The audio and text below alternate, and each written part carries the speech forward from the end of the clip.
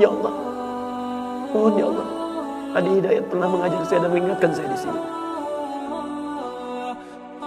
Tiba-tiba ada sekelompok ikhwan yang datang kepada Allah, yang kehilangan saudaranya. Kok nggak ada di surga gitu kan? Ketika dia mau berangkat. Padahal dulu punya cita-cita yang sama dan sebagainya, tapi karena bekalnya tidak cukup, sebagian ada yang masuk ke dalam neraka.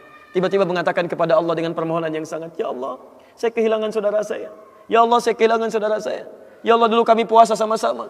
Ya Allah, dulu kami sholat sama-sama.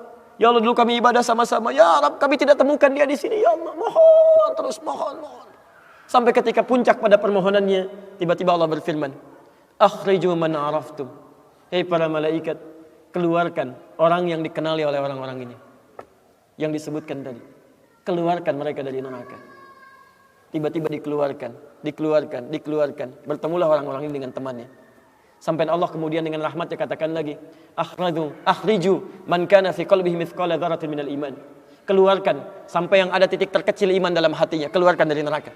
Bahkan hadis ini ada di Al-Bukhari nanti, ya ada di Al-Bukhari nomor hadis ke-14, posisi paling kiri sebelah bawah, ya, tayyib.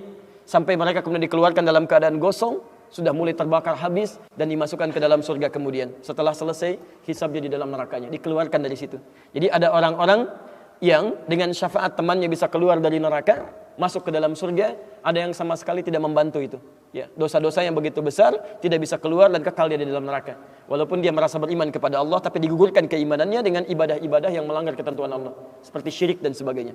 Tapi poinnya adalah tiba-tiba ada segolongan teman yang memohon kepada Allah Subhanahu wa taala, ya Allah, kami puasa sama-sama, kami ibadah sama-sama, kami sholat sama-sama ya Allah, cuman saya nggak temukan dia di sini. Itu indah. Nah, permohonan sesuatu untuk melengkapkan pada yang kurang disebut dengan syafa' namanya. Pelengkap yang kurang disebut dengan syafa'. Makanya di tarawih itu ada salat syafa'. Antum salat 11 rakaat, 2 rakaat penyempurnanya yang ke-10 disebut dengan syafa', 1 rakaat akhirnya disebut dengan witir. Ya, ada teman yang merasakan ada yang kurang nih ya Allah, begitu saya masuk. Teman saya nggak ikut, saya ingin dilengkapi dengan itu ya Allah. Tayyib, permohonan untuk menggenapkan sesuatu yang kurang dengan sifat yang sangat memohon luar biasa, maka kalimatnya dirubah dari syafa' menjadi ditambah tak di ujungnya dengan alif di tengahnya. Jadi syafa'ah, syafa'at. Ini syafa'atun.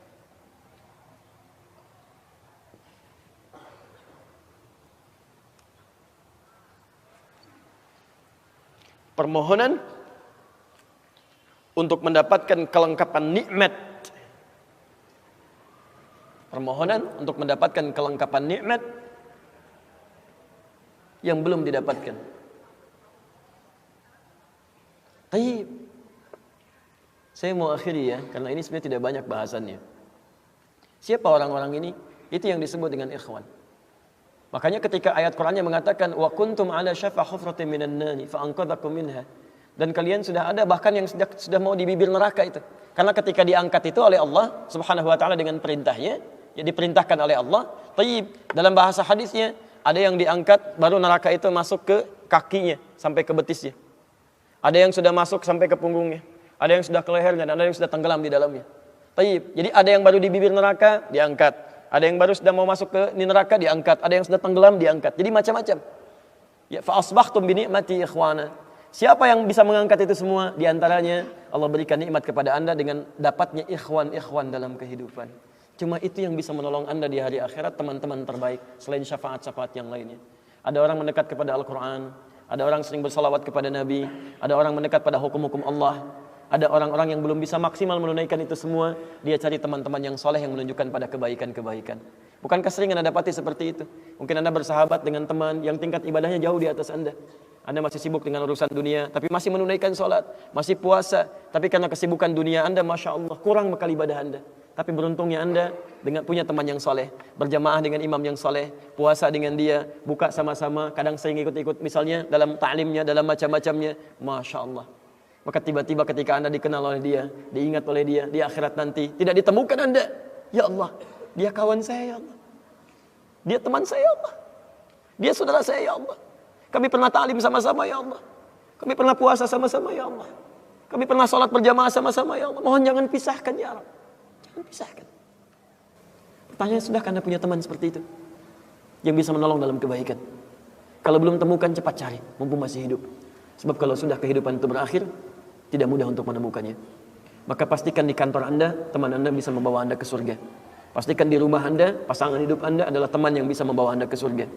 Pastikan di tempat kehidupan Anda, siapapun tetangga Anda, kerabat Anda, teman-teman sekolah anak Anda adalah teman yang bisa mengingatkan dan membantu Anda untuk mencari Anda bisa masuk ke dalam surga.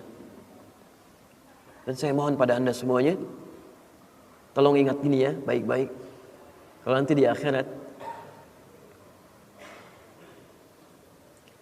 Anda tidak temukan saya di surga, tolong ingatkan kepada Allah, saya pernah ada di sini.